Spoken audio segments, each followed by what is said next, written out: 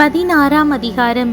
யோசேப்பின் புத்திரருக்கு விழுந்த சீட்டினால் அகப்பட்ட பங்கு வீதமாவது: எரிகோவின் அருகே இருக்கிற யோர்தானில் இருந்து யோர்தானுக்கு கிழக்கான தண்ணீருக்கு போய் எரிகோ துவக்கி பெத்தேலின் மலைகள் மட்டுமுள்ள வனாந்திர வழியாகவும் சென்று பெத்தேலில் இருந்து லூசுக்கு போய் அர்கியினுடைய எல்லையாகிய அதரோத்தை கடந்து மேற்கே யப்லெயத்தியரின் எல்லைக்கும் தாழ்வான பெத்தொரோன் காசோர் என்னும் எல்லைகள் மட்டும் இறங்கி சமுத்திரம் வரைக்கும் போய் முடியும்.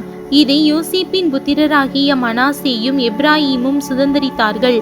எப்ராயீம் புத்திரருக்கு அவர்களுடைய வம்சங்களின்படி உண்டான சுதந்திரத்தினுடைய கிழக்கு எல்லை அதரோத் அதார் துவக்கி மேலான பெத்தோரோன் மட்டும் போகிறது. மேற்கு எல்லை மிக்மேத்தாத்திற்கு வடக்காக சென்று கிழக்கே தானாத் சீலோவுக்கு திரும்பி அதை யானோகாவுக்கு கிழக்காக கடந்து யானோகாவிலிருந்து அதரோத்திற்கும் நகராத்திற்கும் இறங்கி எரிகோவின் அருகே வந்து யோர்தானுக்கு செல்லும்.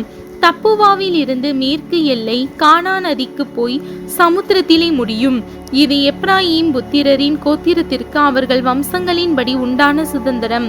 பின்னும் எப்ராயீம் புத்திரருக்கு பிரத்தியோகமாய் கொடுக்கப்பட்ட பட்டணங்களும் அவைகளின் கிராமங்களும் எல்லாம் மனாசே புத்திரருடைய சுதந்திரத்தின் நடுவே இருக்கிறது. அவர்கள் காசேரிலே குடியிருந்த கானானியரை துரத்திவிடவில்லை.